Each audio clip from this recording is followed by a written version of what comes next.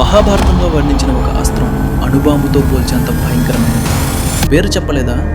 బ్రహ్మాస్త్రం. కానీ దీనిని బాంబు అనుకోవడమే అతిపెద్ద తప్పు. ఎందుకంటే అణుబాంబు అంటే ఒక బటన్, ఒక బ్లాస్ట్. కానీ బ్రహ్మాస్త్రం అలా కాదు.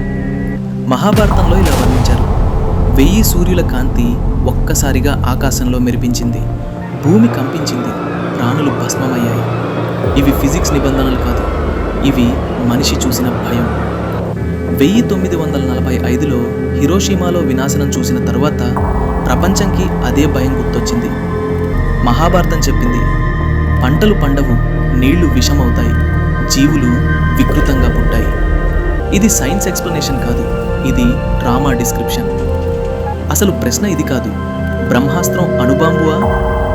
అసలు ప్రశ్న ఇది, ఎందుకు ప్రాచీన గ్రంథాలు పవర్ కన్నా బాధ్యత గురించి మాట్లాడాయి? బ్రహ్మాస్త్రంలో డిస్ట్రక్షన్ కన్నా కంట్రోల్కి ఎక్కువ ఇంపార్టెన్స్ ఇచ్చారు. ఎందుకు? పార్ట్ 2లో బాంబు కాని ఒక వెపన్ ఎలా డేంజరస్ అవుతుందో చూపిస్తాను. ఫాలో చేయండి.